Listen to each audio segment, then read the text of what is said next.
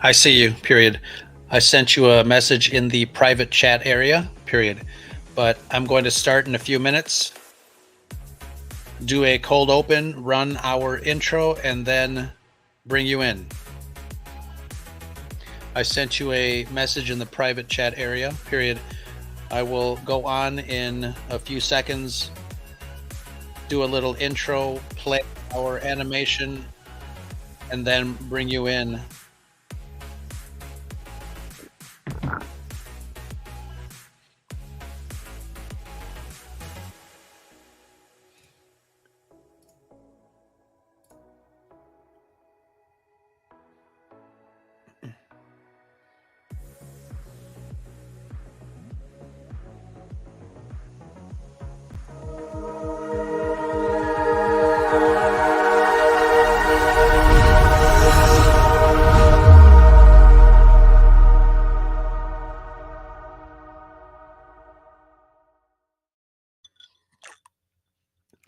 Oh, what's up, everybody? Thank you for joining me on tonight's Scarif Live.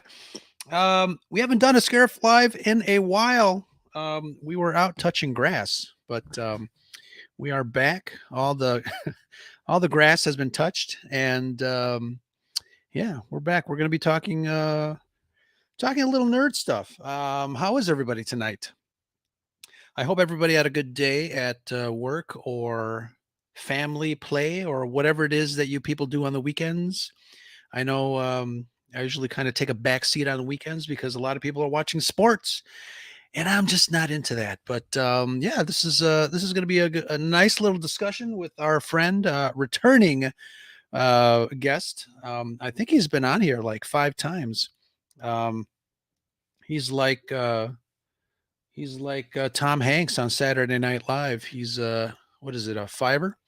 But yeah, everybody in the chat, thank you very much for joining me here. I know we've got another Red 5 show going on at the same time.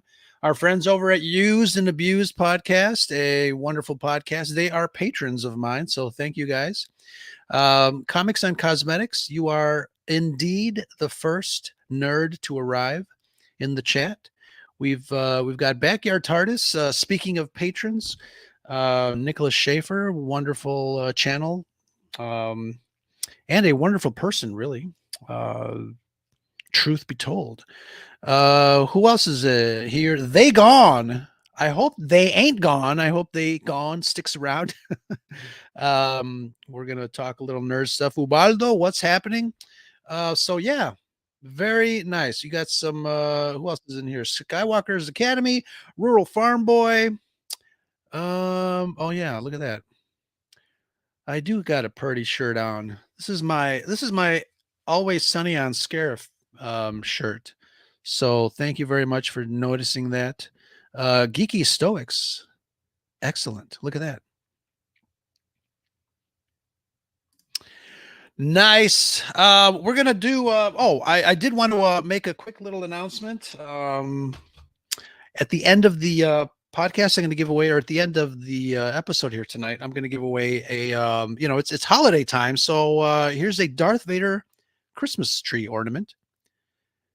You don't what was I going to say? It's a beautifully sculpted Darth Vader, and I've got a couple of these, but this is a new one, so this should be a lot of fun. If you guys are, I'm going to do a 1-question sentry mode, and give it to somebody in the chat. So if you got some friends that are not in the chat, go tell them and come on over. And if you win, I will also send your friends some Scarif sticker swag if you bring them on over. But yeah, it's a cool little Darth Vader. I've got one. I don't put him on my tree. I just kind of put him. He's back there somewhere. But little Hallmark ornament, Darth Vader. You guys know that Darth Vader is my favorite fictional character of all time, and that might say something.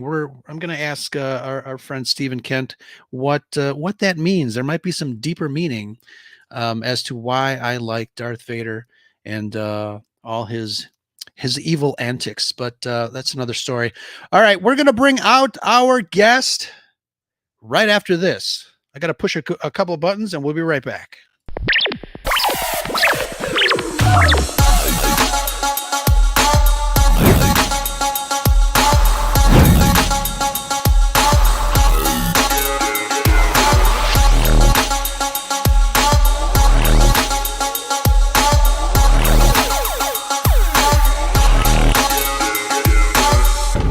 This station is now the ultimate power in the universe.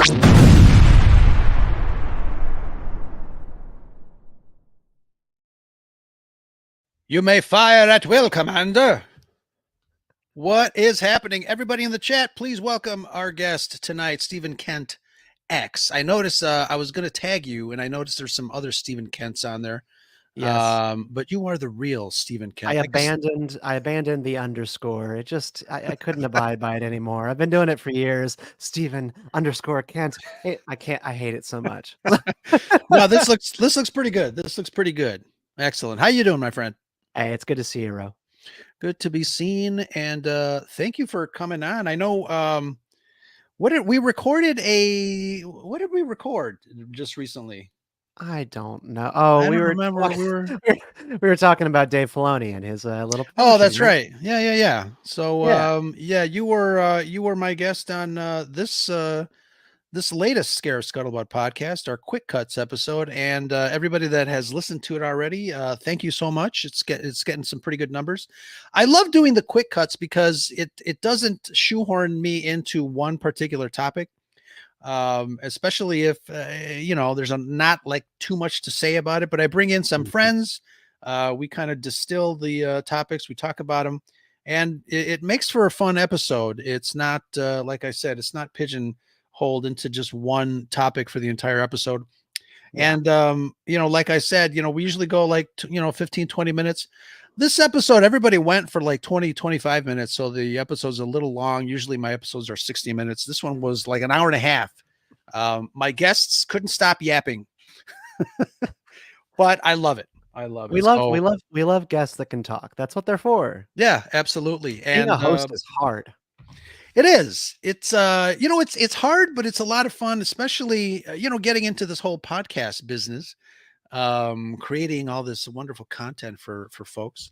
It's a blast. It's fun talking to other people, as you know, and it's great meeting other people and having a connection of the mind when it comes to nerdy stuff. So this has been a lot of fun. Yep, they gone. So he's going to go for an hour this time. Yes, if you'll have me, unless I get thrown off, unless I get in trouble, or somebody wants to cancel you again. Yeah, you had a listener this morning who was asking about that, and like, controversy. I hope they're tuned in. I hope so too. Very uncontroversial. Now, people ask me about that. Because I work in conservative and libertarian politics. I'm a journalist and a writer. I'm not a crazy person. And like, people just like I think so often that if you are of that persuasion, you just can't hang out in Star Wars fandom. It's like a very self-inflicted kind of wound. Sure. All you got to do is just be chill.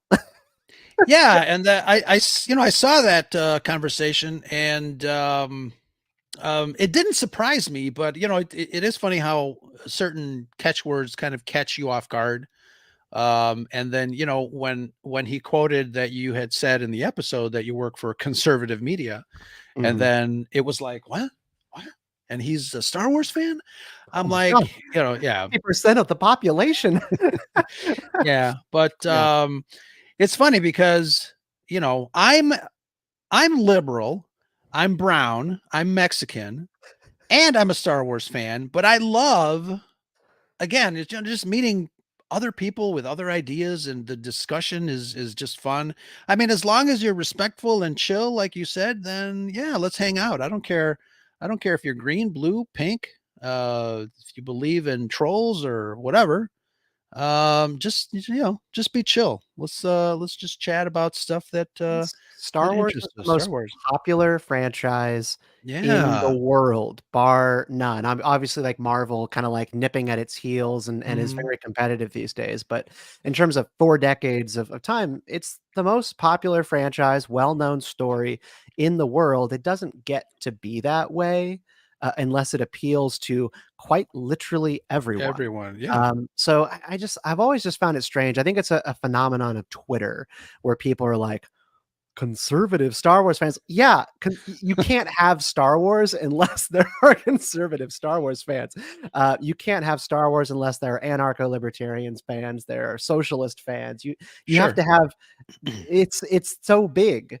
It doesn't exist unless it appeals to so many people. It's just Sure. a very silly notion, but that's the effect of living on Twitter.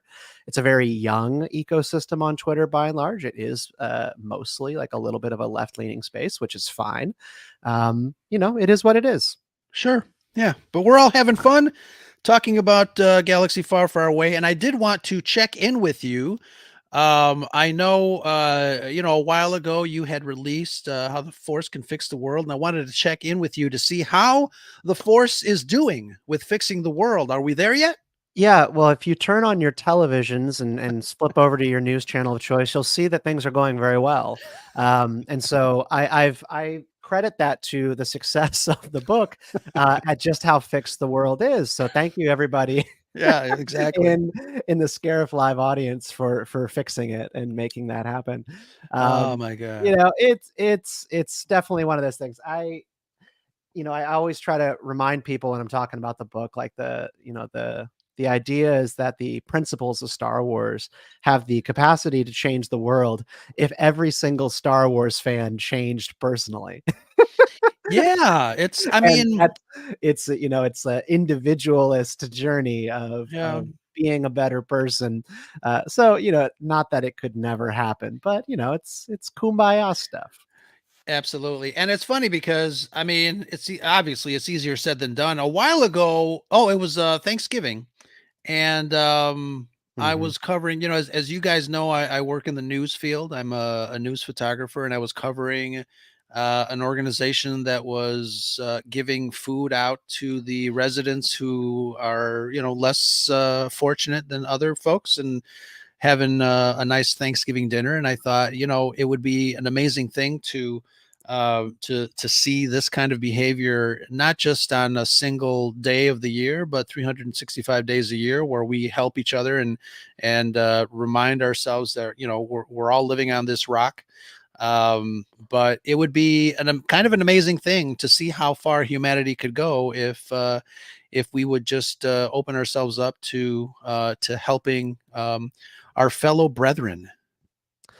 Yeah, that comes from gratitude. I think I don't want to evangelize too much, but Sure. the teaching of gratitude in numerous faiths, in philosophy, it comes from a place of you want to give back, you want to help others because you have been given so much. And even you have to recognize that sometimes the idea of so much is actually just so little, like a roof over your head, there's food in my refrigerator. I am grateful, therefore I want to help. I was writing about this actually for Geeky Stoics, which is my new Star Wars philosophy project that I'm doing with Riley Blanton, formerly of the Star Wars Report. So if anybody in your audience was a big fan of Star Wars Report, Riley Blanton is back. We've teamed up on a new thing, Geeky Stoics. It's on YouTube. I'm in the comments section. And we were writing about The Hobbit and this scene at the very end of the Hobbit movie, 2012, I think, where the dwarves are asking Bilbo, "Why did you come back to help us? You could have gone home. You could have run away. You had a chance to leave this quest. It's a dangerous quest." And Bilbo says to all of them, I have a home. I miss my home. I miss my chair. I miss my books. I miss the Shire. Uh, but I have a home and you don't. And I'm going to help you get yours back one way or another. So it's like right there. He's grateful. He has so much. Therefore, he will risk his life to help the dwarves. That's what gratitude is, and that's, Sure. I for one, just to get back to Star Wars, I'm just so grateful for Star Wars. Like I've just never been able to get on this train of complaining, whining, moaning about everything new. And every time somebody asks you, "What's your favorite Star Wars movie?" you go, "Well, I'll tell you which one I hate." I just, Yeah, I, I don't want to say golden era, but I mean, there's like so much Star Wars, I don't know what to do with it. I'm sure. very grateful. That's too funny. And then recently, I think I'm participating in another stream at the beginning of January where they had asked me to rank all my Star Wars movies. And I was like in a tizzy because I know what my first Star Wars movie is, and I know what my last Star Wars movie is. And all the ones in the middle kind of slide back and forth, Mhm. from time to time. But those benchmarks, the first and the last are always going to be, Empire Strikes Back and The Last Jedi. And it's funny because the ones in the middle are the ones that I like to play around with. You had recently you had sent me Wait, a The Last Jedi is your bottom of the barrel? oh yeah. Oh, turn in your liberal card. You can't be a liberal anymore. No, no, absolutely. No, I mean, again, my followers know how I feel about that movie. And Uh-huh. Yeah, mine again, too. Yeah. yeah, I mean, it is what it is. I'm not going to make a video about why I hate The Last Jedi like every turn of the Well, for of the everyone disenchanted with Roe's commitment to progressive change, I like The Last Jedi more than him. Rise of Skywalker. That's the tough one for me. I've it's moaned, I've it's said funny. that It's a million funny. times. Yeah. And I know people that have said that. I'm like, how can you hate The Rise of Skywalker when The Last Jedi is right there? But all right, I wanted to switch gears because you had somebody in the chat early on, I'm going to put it up here, asked a really interesting question that let's see here, where is it? Here we go. They gone. Asks if you can change one nerdum thing, what would it be? Hmm. Um Gosh, I think, yeah. Everything with I do politics, like that's my life, and so my immediate reaction is to think about a thing about the kind of the dynamics within nerddom that mhm. frustrate me. And I don't know, what's your answer? Do you have something off the top of your head? Well, we started talking about it at the beginning, at the top of our conversation. I think, I what did Anakin say in the Phantom Menace? The world would be a different place if people just helped each other. Remember Yeah. that? Mhm. And I think for the most part, Anakin had a point, but I think when it comes to the nerd community, if we helped each other, especially those of us that are doing this, those of us that have a microphone in front of our faces, a camera in front of our faces, if we help each other, I think we would probably go a long way. And I think the act of helping each other might distract us from the act of disparaging each other or complaining about certain things. I think complaining obviously, um, I don't know, it feeds into itself. And I think, like you said earlier, Twitter is all about that algorithm and feeding the Yeah. the angry. Um, but I also think that, something that you also said earlier was gratitude, and just the fact that we have this ability to kind of meet other people and talk to them and do what we're doing now. I think there are other channels, and me being, kind of a part of this Red 5 network group, that we love to do this, and I love helping my fellow podcasters and content creators in whatever way I can. But I think it's gratitude that I feel when I do it. So you would like to change the heart of man? I would like to change the heart of man in some significant way. Yes.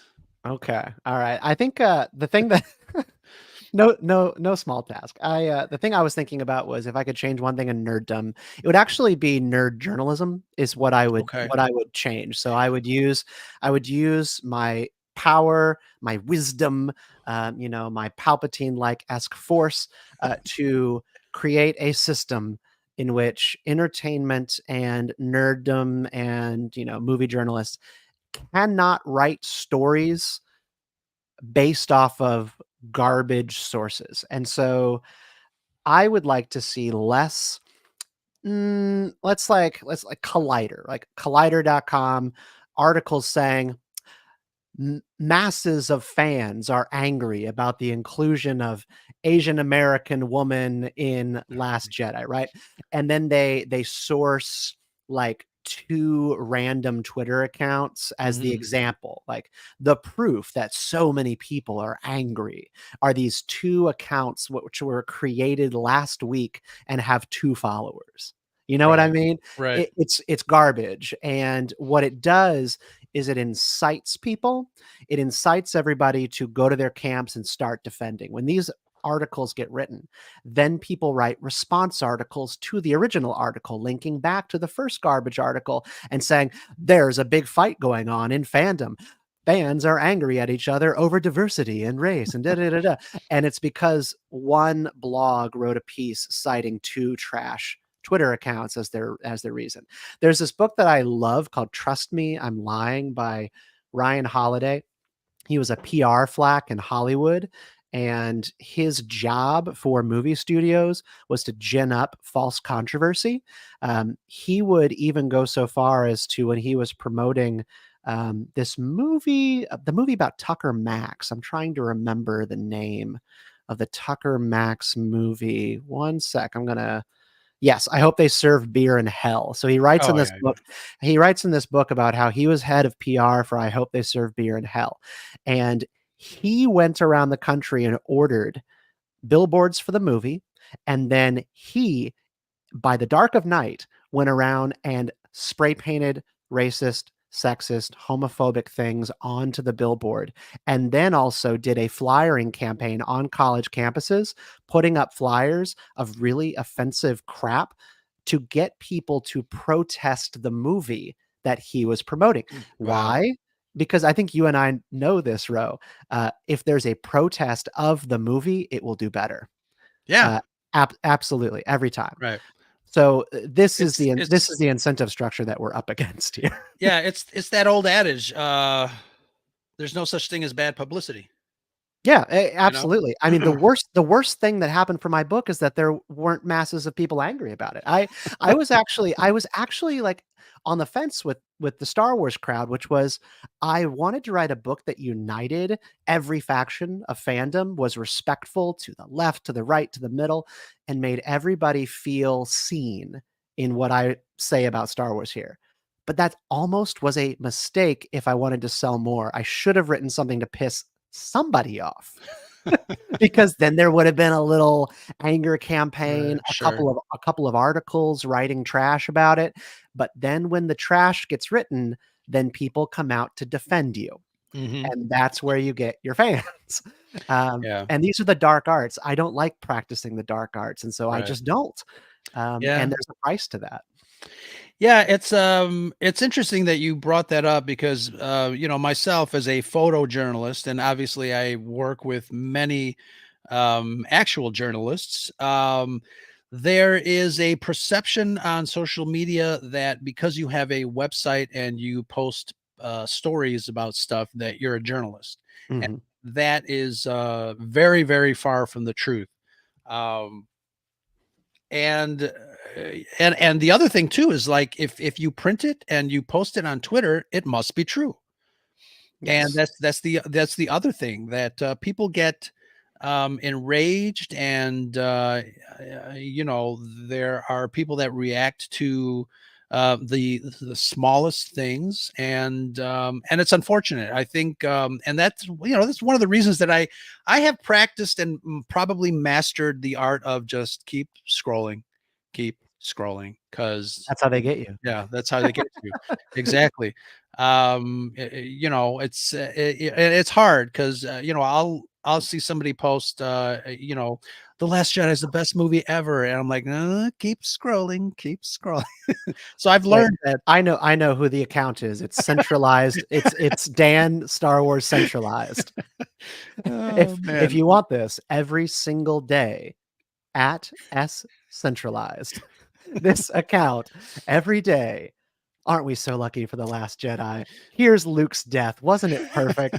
And every day these accounts will go viral because people like want to fight with it. They just yeah, that's the they other just thing have to too. say, "No, you're Yeah, wrong," yeah, instead of just going, "Okay." right.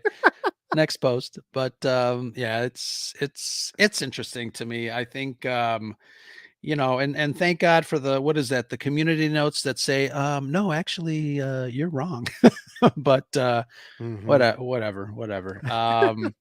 That's just too That would funny. be funny to do a community notes on somebody's Star Wars tweet and be like, actually, this Yeah, was the lowest selling Star Wars movie of all time. Not referencing The Last Jedi, just I don't know, just Solo? in Maybe right? Solo? Like was Maybe. that was maybe the dud, the biggest dud? Sure, Didn't sure. didn't deserve it, by the way. No, Solo. not at all. I'm glad I saw it on the big screen, and I remember seeing everybody's post when it finally got to Disney Plus, and like, oh my God, why didn't I see this in the movie? It's a lot of fun, yada yada yada. But I can't imagine you not seeing a Star Wars movie in theaters. I know. I mean, I do have my, what? No, no, I was going to say something, but never mind, never mind, never mind. Let's. I wanted to ask you a question. If it weren't Star Wars, do you have any other like nerd IP that you're like really into? Like I just do like Hmm. at night. I Yeah. love watching like the original series of Star Trek, and I love watching old Star Trek with Kirk, Bones, and Spock. And I just finished watching, I think 2 nights ago, I finished the motion picture. And it's just really cool to see, Star Trek, I think, when it was in its peak, if I dare to say so. But any other Nerd. yeah, exactly. Any other IPs that you're really into that is not Star Wars? What do you Yeah, got back there so on your shelf? well, so I got Yoda, and then this is Magneto. So I love X-Men. I love Magneto. Magneto is one of my favorite characters of all time, all of fiction. He's the ultimate victimized villain, the guy with like the claim to, injustice was done to me, therefore I am right. I love those kind of villains. Magneto, Hmm. Ian McKellen, of course, in his depiction of Magneto in the movies, just spot on. I couldn't ask for more. Now, that being said, I am not like an X-Men junkie. My brother reads the comics. My brother reads the X-Men comics, and he knows all the different generations, all the different lines of the comics. And I'm just actually not that kind of X-Men fan. I really love the movies. Sure. I've read X-Men, the Evolution comics, and I used to watch the animated series. It's like got a warm and fuzzy place in my heart, but I'm far from an expert. I would say that I also probably know more about Avatar: The Last Airbender and The Legend of Okay. Korra. I'm very excited about the return of Avatar on Paramount, and also Netflix, right? There's the Netflix one coming out. So that is a big one for me because my daughter is highly obsessed with Avatar, really, really loves it. And I pretty much fell in love with it too. So I can talk Airbender all day. Cool. And didn't Dave Filoni come from that franchise?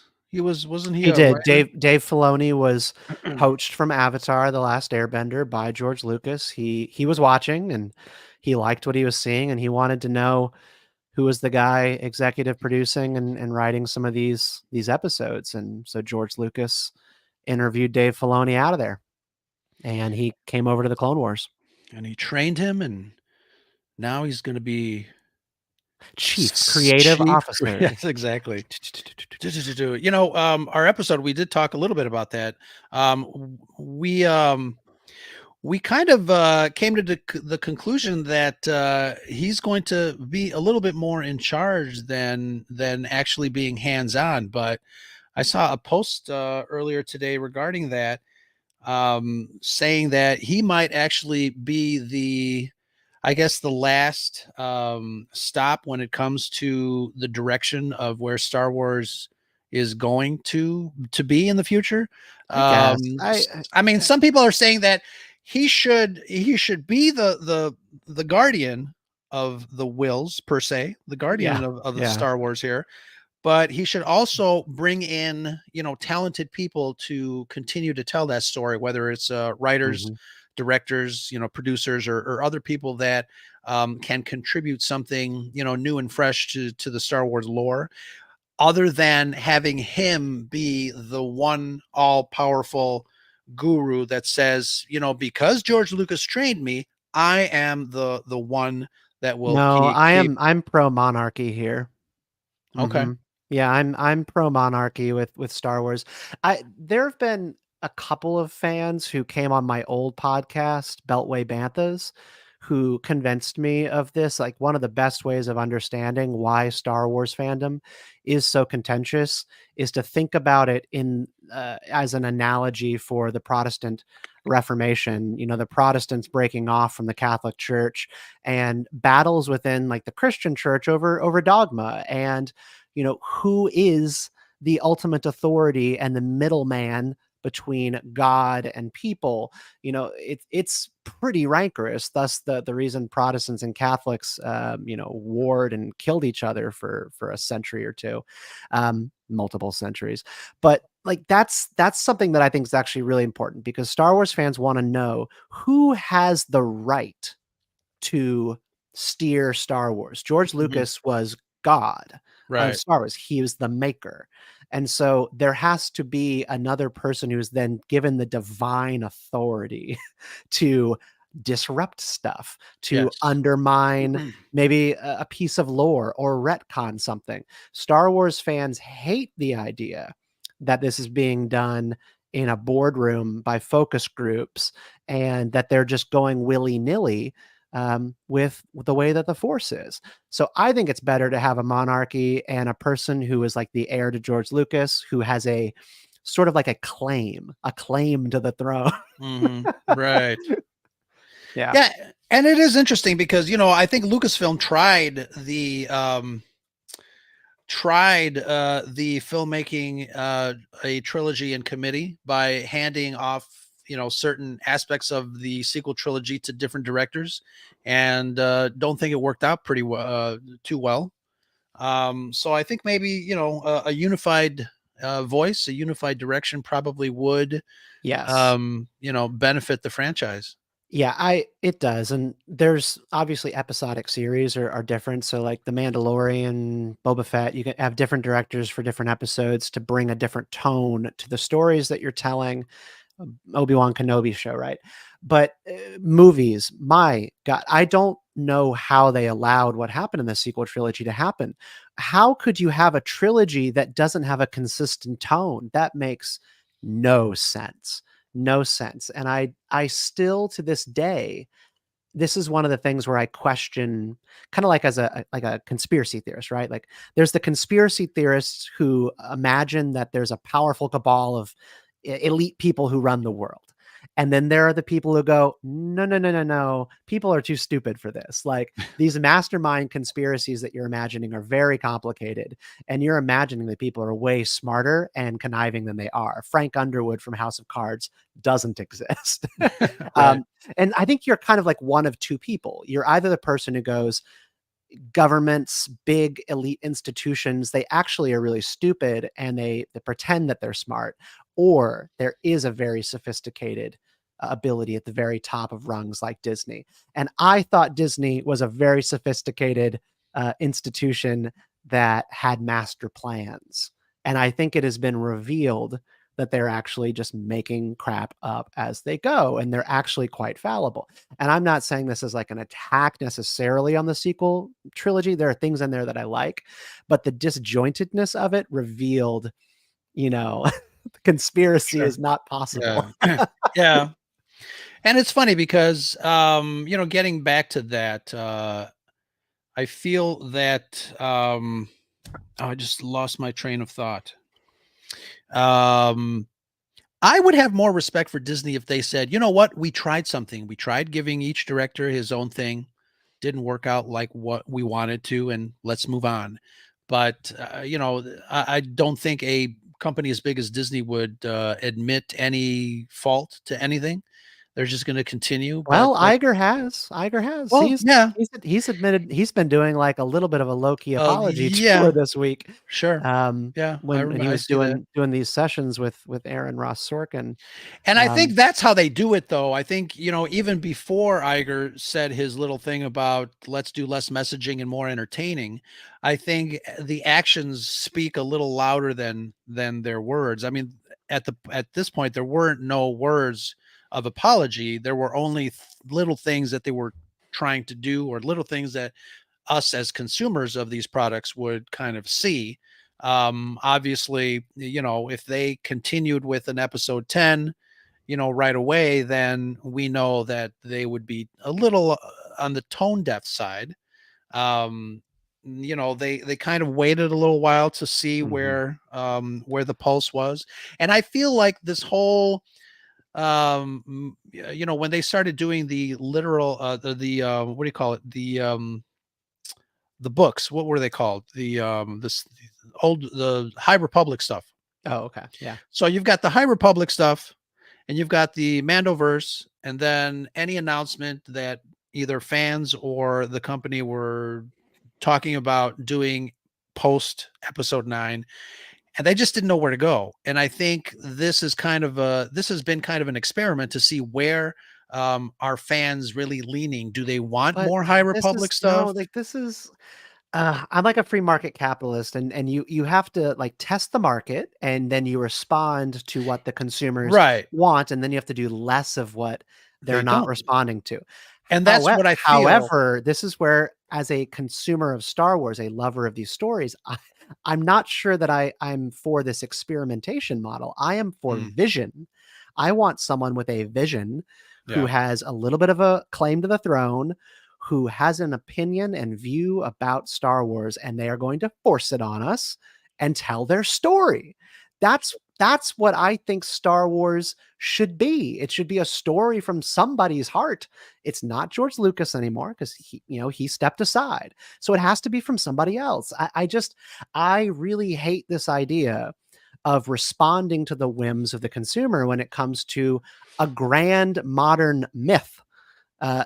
When you respond to the consumer, that's how you get the Rise of Skywalker, which was Right. a movie that responded to the blowback of The Last Jedi. They were like, "Oh, there's the mood in the room is dark. Let's move this back. Oh, no longer Ray nobody, Ray Palpatine." They pulled that out of their ass at the last second. Yeah, I Right? feel, They yeah, they were not setting up a sure. Palpatine return. It was made up at the end because they are like, something that we did didn't work. The fans are mad. Well, What? screw them. Right. Do the story that you're gonna do and accept the consequences. Sure. That's what I think. Yeah. What what does Mike Zero have on his channel? Let's do that. No. Yeah. Yeah, But no, you have some great questions from your audience let's though. see. Oh, Does well, I'm going to go back a little bit because I did want to point this one out from Vagon. What would be an example of a libertarian IP? Well, the one that gets thrown around all the time is Firefly. Okay. Everybody, when asked this question, answers Firefly. I've not seen Firefly, and so I can't like verify that myself. Yeah, I think what is so there's a movie. Oh, I think the movie is Serenity, and then the series is Firefly. And Yeah. I think I did it backwards. I watched Serenity and I really enjoyed it. And then I Mhm. started watching Firefly and I'm like, what the hell is this? So I really I couldn't get into Firefly. Um and Yeah, there's a Charles, yes, couple. it's a screwdriver with some little vitamin C. Thank you. Let's see here. Going back, I've been involved for years with this organization called Students for Liberty. It's like a international libertarian students club. So, if you're like in a college in Argentina, a college in Germany, or, Raleigh, North mhm, Carolina, you can start a Students for Liberty chapter. And, they have a list on their website for the most libertarian movies The 10 Okay. libertarians any 10 movies any libertarian should watch. Number 1 is Revenge of the Sith. Number 2 is The Hunger Games. Number 3 is Dallas Buyers Club. Dallas Buyers Club is a very good example of a libertarian movie, less about like like we're anti-authority because like everybody thinks that they're anti-authority. This is kind of where the left and the right are always talking past each other, is they both Mhm. think they're the rebels. But Dallas Buyers Club is a great one because it's simply about how FDA regulations, the Federal Drug Administration, are preventing terminally ill patients from accessing life-saving care. Like Mhm. it's like the right to try. Like I should have the Mhm. right as a person who is dying to try a kind of medication or a treatment that could save my life, but the FDA doesn't allow that. So Dallas Buyers Club is a good kind of low key example. But yeah, I don't think you can get any more perfect than Star Wars. And that's not because of like the libertarian positions of Star Wars. It's just because Star Wars is in its bones anti-authoritarian. I kind of hate the idea that like when people kind of get off on the idea that Star Wars is like anti-fascist. Well, then if it's just anti-fascist, then is it kind of pro-communist? Like, it's anti-authoritarian. Authoritarianism takes all sorts of interesting shapes, which is one reason that I like The Legend of Korra and the Avatar: The Last Airbender franchise, because The Legend of Korra, 4 seasons, 4 villains, and every villain in each season, is an archetype of a different ism, a different authoritarian impulse. Season 1 in The Legend of Korra is this guy named Aman, and he is, by intents and purposes, kind of like a communist. Mhm. And then season 2 is what would be the word for a theocrat, so a religious kind of dictator. He has sort of a religious view of the world, and he's going to impose his will on people that way. The third season is an anarchist, so maybe like a libertarian gone dark. He's willing just to burn down all the world's governments and let the chips fall where they may, no matter how many people get hurt. That's libertarianism turned dark.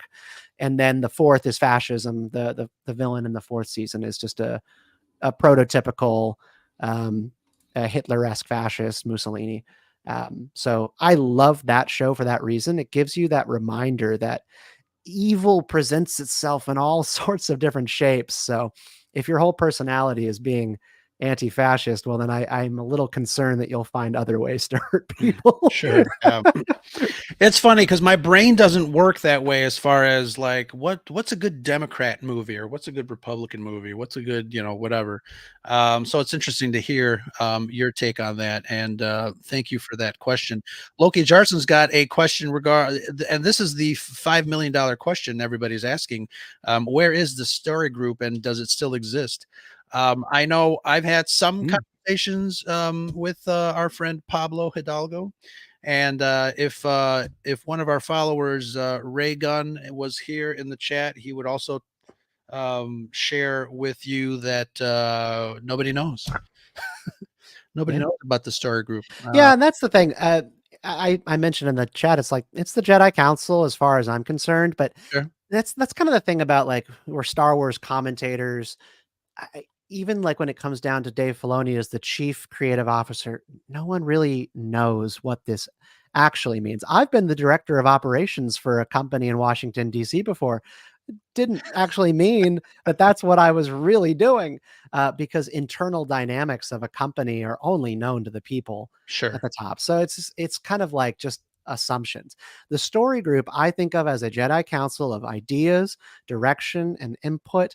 But like is said in Master and Apprentice by Claudia Gray, great Star Wars book on Qui-Gon Jinn and Obi-Wan Yes. Kenobi, there's a quote in there. I'm going to paraphrase it. So goes the way of Yoda, so goes the council. And so if Yoda has a certain view, the council follows. And so I imagine story group is the same way. There's somebody who is the singular person who takes the input and then makes the decision, and everybody follows. Yeah. But again, who knows if we were on a fly on the wall, as they say, Um, and I've heard that that they're not really, they're just there to guide. And I mean, how many times has Dave Filoni kind of changed something in either the comic books or the Clone Wars or whatever to kind of fit his narrative at the moment? I don't know. Um, I don't know. couple times, couple times, but Can you think of one in particular? Just I don't follow that kind of stuff. Like this has been yeah, retconned and that's been retconned, and I'm yeah. always I mean, curious to the know. the Ahsoka novel. Mhm. I forgot the author. Yeah, The I read Ahsoka. about half of it and I didn't finish. Yeah, so the Ahsoka novel was kind of changed a little bit when they put out. It was either the last season of the Clone Wars or one of the Tales of the Jedi Okay. with Ahsoka. So Oh, they, I think I remember this, the Tales yeah, of the Jedi thing and kind of some of her origins. right, Yeah, I that makes perfect sense, and frankly, like, if there's a thing that's going to be retconned, it should always be books. You sure, know, yeah, Star Wars is a cinematic franchise. Star Wars lore is formed for the masses, for the public on screen. And sure, then things happen in books which are fun for the super right, fans, hmm, interesting, like Darth Plagueis books, right? That give us some sure, sense of that he was, I think, one of like the banking clan right, people. hmm, That's a wonderful idea for headcanon, but it ultimately doesn't matter. It doesn't matter until it's on screen. And so if something got retconned from the Ahsoka book, oh well. it doesn't mean you can't enjoy the book. Right. Yeah, I would totally agree with that. But there's something to be said too about a connective universe, and getting back to your love of the MCU. Um, you know, Kevin Feige has done an incredible job with connecting Marvel movies throughout the last Mhm. a decade and a half, really, of having these films kind of be interconnected. Not only the films, but a lot of the other, some of the television shows, et cetera, et cetera. And we've got Yeah. it's unprecedented. The It's ability insane. to Yeah. to connect these films the way that they have. And how could this be going on in one company? It kinda goes back to the sequel Yeah, trilogy thing. It's Star Wars fans looking at what they did with the MCU and the intricate weaving of all the different stories, and then they just couldn't figure out, like, a consistent plan for 3 Star Wars movies is just kind of beyond the pale. But I'm gonna correct you, I'm not an MCU fan. oh I gosh, I'm not. I don't give 2 damns. I love X-Men. I love, my boy Magneto. But yeah, I've kind of just like been left behind by Marvel. Um, it never really got my heartstrings. that's fine. Yeah. You still seem like a decent guy. No, I You won't be invited back on, but it's yeah, the fifth and last. No, no, but it's one of those things that the MCU and Star Wars and some of the other IPs that a lot of nerds are really into. I think I'm kind of, I consider myself kind of like a well-rounded nerd. I mean, I just posted that I'm really not into the Lord of the Rings and that stuff, but yeah. I guess I'm not as well-rounded as I believe I am. But it's it's relatively cool that that there are these IPs that everybody is, like you said, the masses. I mean, You wanna they're supposed to appeal to a mass audience. Yeah, you wanna know something really dorky? Yeah. I'm taking an online college course right now on fairy tales and children's literature. So this is from Hillsdale College. It's a free course. I am loving it. Oh, nice. It's a study of Hans Christian Andersen's fairy tales. So that would be the Snow Queen, the Ugly Duckling, um, and then other authors. So there's a study of Peter Pan, Alice in Wonderland, and Aesop's Fables. Mhm. And I've just learned so much because I've of course been read these stories. I have read them at some point in my life. I'm familiar with them. Everybody's familiar with these stories in Sure. some way. because they're layered into the culture. Like the Snow Queen by Hans Christian Andersen, I didn't realize was one of the foundational aspects of Frozen. And this story is from 1866. It's like crazy. Sure. I had no idea. So I'm taking this course and I'm just learning all about it kind of for the first time. And it's really fun to be able to talk about children's literature and fairy tales in a different way, a way that C.S. Lewis of Narnia and Tolkien would appreciate. And you mentioned Lord of the Rings. I'm kind of not, I'm not like super well versed in it. I've seen the movies a million times, but I never loved it. So my co-host at Geeky Stoics, Riley, he got me Oh, I saw that. a I saw little your a little post. Yeah. little box set of the books. Yes, yes, yes. Very nice. They're so cute and leather and beautiful. And we're going to be doing a Lord of the Rings read through, like a book club with Geeky Oh, very Stoics. nice. So if you are interested in trying to love these stories or maybe rediscover them, you can go to geekystoics.com, sign up. It's like a free subscription, and we're going to be doing a book club kind of deal on it. Because Riley, it turns out, is a Lord of the Rings first guy. He Mm. loves Lord of the Rings deeper and first than Star Wars. But then Star Wars became kind of his like main focus as a creator. Yeah. And I actually didn't know that about him. His Lord of the Rings is big. So Wow. Fairy tales are interesting to me because, like you said, you just mentioned something that is spot on. It is embedded in the culture, whether you think about it or not. I mean, getting back to Star Wars, I mean, George said, he wanted to kind of create a new fairy tale for young people at the time.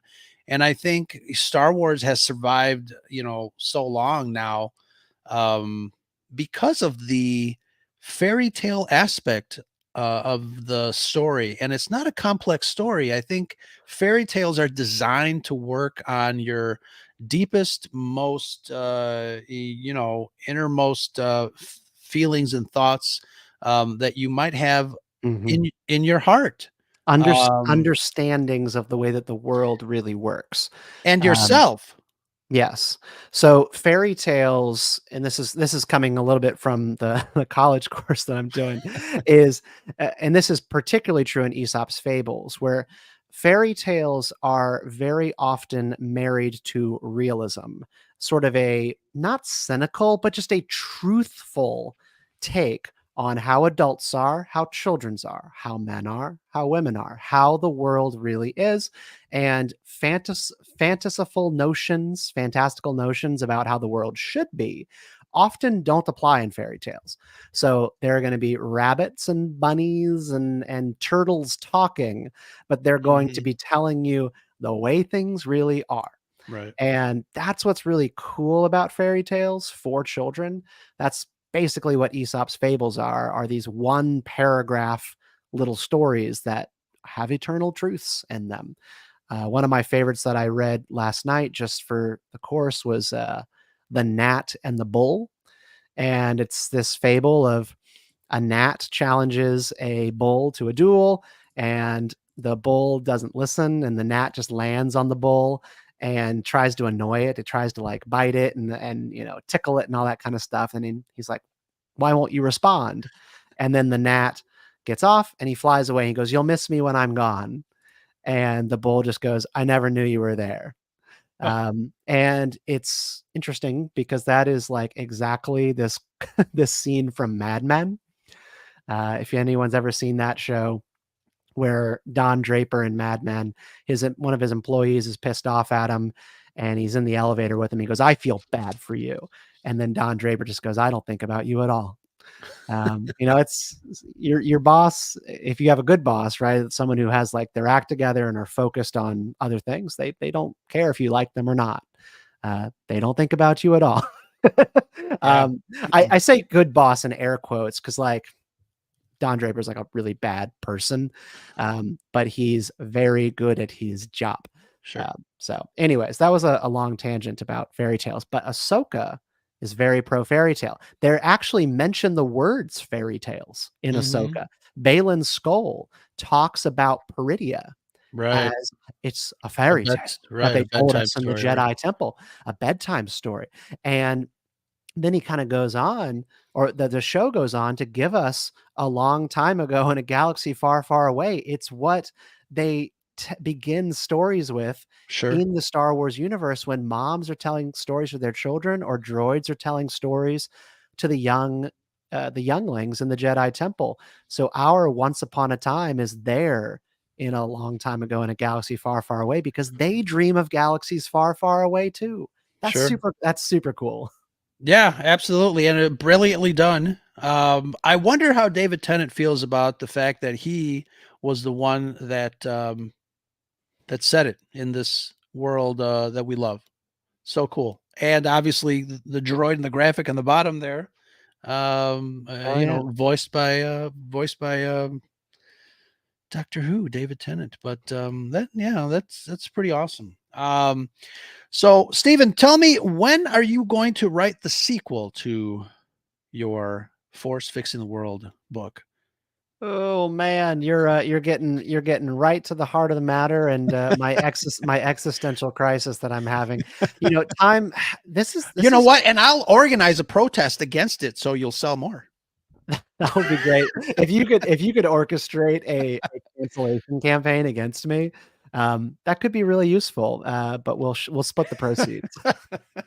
No, I really want to write another book, but I'm doing that like author imposter syndrome thing right now that I'm trying to work through, which is like, was this the only book in me? Can I do another one? And I'm writing these outlines for new ideas. Some of them are Star Wars oriented, some of them are not. And I just haven't found one that I really want to do. And I don't know. I'm kind of like panicking. I'm like, can I do another book? Hmm.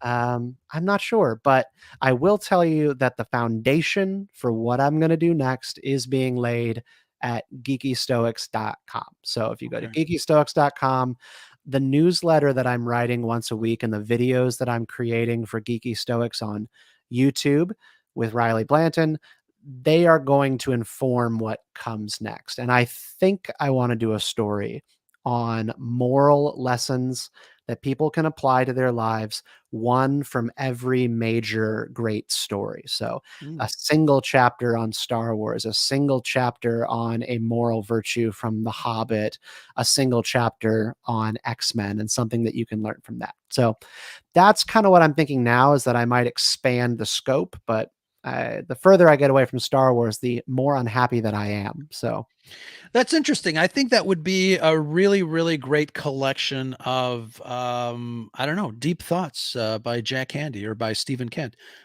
These, yeah, it's funny because I had this discussion with a friend. A lot of times people that are not in our world dismiss comic books and science fiction as kids fare, and it's funny because when you have quotes that for me were very important, quotes like with great power comes great responsibility.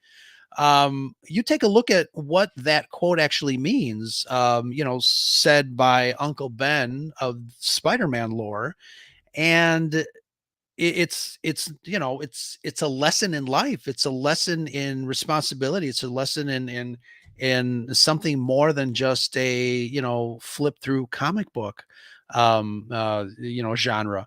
And I think more people obviously are coming into the fold when it comes to our geeky IPs, and mhm, are kind of exploring and discovering what it is that we are all about through Star Wars and Star Trek and all the science fiction and fantasy that we watch. it's true. And it's interesting. Me as an older fan, I see a lot of these YouTube people clips that say, I'm watching Star Wars for the first time. Here's my reaction. And I'm like, oh my God. So it's interesting to me that folks are finding rediscovering or just discovering for the first time what it is that attracts us to all this mumbo jumbo. Because I think it's as fancy visually as it is because of the laser swords and spaceships. I think especially Star Wars, I think it has a lot to say, and it still does. No, I agree. I mean, the reason that we are still trying to figure these stories out, that we're waiting for more, is because we are searching for the fountain of youth. I mean, Yeah. that is what these stories do for us. They bring us back to who we used to be and who in our hearts we want to be. I want to have awe and wonder about the world. I want to have questions and curiosity. And when Star Wars gets bland, when it gets formulaic, I stop having questions. And this is Mhm. this is why I get a little bit defensive, like in terms of being pro Filoni, is because just what he has done with Star Wars Rebels, Ahsoka, The World Between Worlds, Mortis, what he has done with Peridia. Mhm. I have questions again. Sure. I have questions about Lothwolves and where is Kanan as Doom the Lothwolf? How do they really travel between portals under Lothal? What is going on Peridia? Is there some kind of rift in the universe there? And was Ahsoka, when she was in the ocean, drowned like with Anakin Skywalker in The World Between Worlds, was she dead or was she alive? We don't really know. I got the impression that she did drown and Yeah. is dead and came back to life. Sure. But we don't Yeah. actually know because they don't need to give us the answer. The answer should be wonder, questions, and curiosity.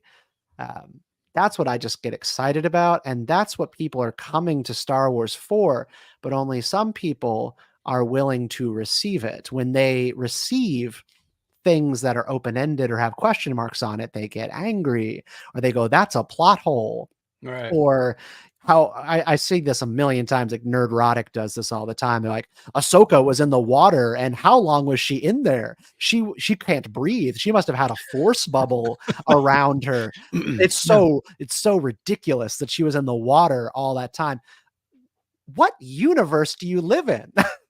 Like, you live in the Milky Way is the answer to that question. This is Star Wars. Sure. You're supposed to have open-ended questions and accept some unknown. That's what this is all for. It's Yeah. training for being curious. Sure. Yeah. Absolutely. Absolutely. Um, you want to give away a Star Wars Darth Vader Christmas ornament? Yes. Let's do it. All right, guys, this is your opportunity to walk away with this cool Darth Vader Christmas ornament. I have a question for the chat, and you need to direct message me. Well, I won't do that. Just put the answer in the chat. Here's the question: early bird certificate packages, which included a certificate which could be mailed by to Kenner and redeemed for 4 Star Wars action figures. What were the 4 action figures? And this is a question that goes to our collectible friends, and hopefully you remember back in the day, before Star Wars action figures were readily available. Star Wars came out and everybody wanted action figures. What were the 4 action figures that you could mail out after you got your little early bird certificate package? You cut out the proof of purchase and send it out to Kenner. They send you an early bird certificate package because there were no action figures that existed. They were still working on them. And you would get your 4 first action figures. I think it was a year after the movie came out, 1978, when this action figure started going. What were those 4 figures? Put the answer in the chat while Stephen and I continue our conversation. Are you watching anything lately that is not Star Wars related? What are you watching? What's new and exciting? And with an E. This is this is like watching Little Women on steroids. So and with an E takes place in the 1890s, and it's this just very, very sweet story about this little orphan redhead girl in Canada in the 1890s who, you know, gets away from the orphanage and is going to find have a family for the first time, and she's learning etiquette, learning manners. It's a good like movie for 11, 12, 13-year-old girls, of which my daughter's 13, so we're watching that together, and I just love it. It's one of the better shows I've watched in a long time. If you really like that kind of classic Little Women, Pride and Prejudice, or what's that other one? Oh, Little House on the Prairie kind of Right. stuff. Sure. So that's my out of left field answer to that question. And with an E, great show And on Netflix. on Netflix, cool. Yeah. We'll have to check that out. Let's see if anybody is having some answers. Charles Westcott, Boba Fett, Yak Face, Snaggletooth, and Pelimoto. I have to say wrong. Boba is what? Is one. Skywalker's Academy. Boba was not one because Boba didn't exist yet at the time. Let's see. Skywalker's okay. His real answer: Luke Skywalker, Han Solo, and either Leia or Chewie. Close. Darth Vader. All right. Well, if you have the answer after the show, feel free to direct message the Scarif Scuttlebutt podcast, and we'll compare your answers to the real answers. And if they match, then I'll send that out to you guys, along with some Scarif Scuttlebutt sticker swag. I wanted to ask you before we take off, that Yoda behind you, I know that was a project of yours. Where can one find one of those? Yes, I'm going to plug geekystoics.com again. So if you go to geekystoics.com, you'll see at the top tab, there is a tab for store, and you can go to the store, and then you can find a little website where I sell some t-shirts. I sell these busts, and you can order one. You can also just DM me if you want to just like cut the chase for like shipping and all that stuff. DM me on Twitter. So I am at Stephen Kent X. My Twitter handle is right there. Just shoot me a message and we can do Venmo or something, and I'll just get it in the mail to you. I've got a stock right now of 10 or 15 left, and I can get it to you in time for Christmas. Excellent. Put one in my box. I'm going to send you my information because I would love to have one of those on my shelf back here. It doesn't go with my Imperial motif, but it is what it is. I think when you first showed me that, they looked pretty nice. They are. Excellent. All right, Stephen Kent, thank you so much for joining me on this edition of Scarif Live. It was a wonderful conversation. We went deep, and that's how we do it here at the Scarif Scuttlebutt podcast. Why don't you tell folks that are in the chat where people can find you to say hello there? Hello there. Yeah. Go find me on Twitter at Stephen Kent X and geekystoics.com. I've been commenting in the chat section as Geeky Stoics. You can find that there, and join us on YouTube. We just crossed 200 subscribers today. I know, very exciting. It's been a month of quick growth from 100 to 200. So super excited about that. And come join us. Come play. We are on a learning journey using Star Wars, and we'd love you to be part of the community. Excellent. The month of December is going to be interesting for Scarif Live. I am trying to put together a show. We're going to talk about future tech and what is it? Movie tech that has become real with a futurist, a futurian. I forgot what it was called. And who is this futurist? I'm not going to say until it's a solid date. I think we're going to either do it the 23rd, which is not also James Katakoukas, is it? No. Okay. He's also an author. So okay, yeah, because I would say I had on Geeky Stoics recently, I had a guy with a book called The Conservative Futurist, and it was just about futurism and why we don't have the Jetsons future that we were promised. yeah, I was curious if you got the same author. No, different author. But that should be a lot of fun. Yeah, excellent. All right, Stephen Kent, thank you so much for joining me here on this edition of the Scarif Scuttlebutt podcast, Scarif Live. I'll probably drop the audio in of this show for folks that are not into YouTube and just want to check out the show and the audio in podcast form. So obviously available wherever you get your other favorite podcasts. We are part of the Red 5 Network here at the Scarif Scuttlebutt podcast. For the rest of the Red 5 Network, why don't you head on over to bio.link/Red5. You can find some other wonderful content creators, reviews, deep dives, reactions, and discussions, but general nerd shenanigans. Until next time, I guess, Stephen, until you're back here on the show again very soon, I hope. Always a pleasure talking with you. May And the you. force be with you. And thank you, chat. All you guys are awesome. Direct message me with the answer, and we'll get this out to you. Until next time, that is the Scuttlebutt. But